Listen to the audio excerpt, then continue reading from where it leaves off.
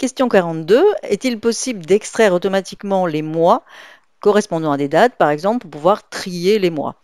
Alors, il faut quand même savoir que pour, par exemple, un tableau croisé dynamique, les dates présentées comme ça, jour, mois, année, pourront très bien être gérées et le tableau croisé dynamique saura vous proposer des synthèses par mois, par année, éventuellement.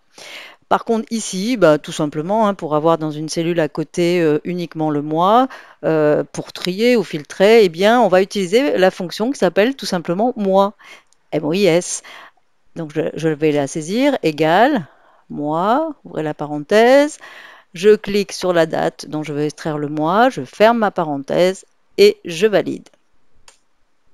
Et voilà qu'apparaît le chiffre du mois, c'est-à-dire 2. Et bien évidemment, mon intérêt, c'est de faire ça sur toute ma colonne, qui est ici, il y a très peu de lignes, mais il pourrait y en avoir, je ne sais pas, 150 000 à peu près, et on irait à peu près aussi vite. Alors, je vais faire ici quelque chose qui est très pratique, même si je mets toujours en garde là-dessus, c'est le double-clic sur le petit carré qui est ici.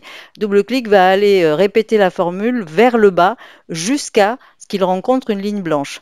C'est pour ça que je dis attention, parce que si dans un tableau très très très long, vous avez une ligne blanche, vous pouvez ne pas vous rendre compte, en faisant juste un double clic, que ça ne va pas jusqu'en bas. Donc j'ai une petite paranoïa là-dessus, et j'ai tendance, après avoir fait le double clic, à toujours vérifier. Alors évidemment, vous allez me dire, mais alors, ça perd peut-être son intérêt.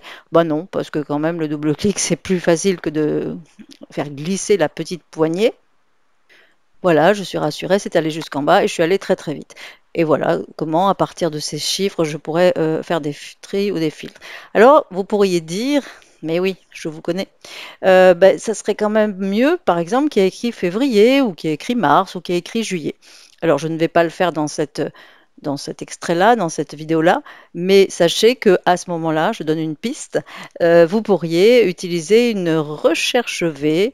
La recherche V est traitée dans une vidéo à part entière qui ne fait pas partie des questions-réponses, mais également, malgré tout, en termes de base, dans la question numéro 37. Voilà, donc je pourrais me servir de la recherche V pour avoir, en ayant stocké quelque part l'équivalent de chaque numéro de mois, de 1 à 12, avec à côté les mois en français, hein, janvier, février, etc. Et en allant récupérer ici le mois en français et non pas en chiffres. Mais ça sera donc une nouvelle aventure. À bientôt.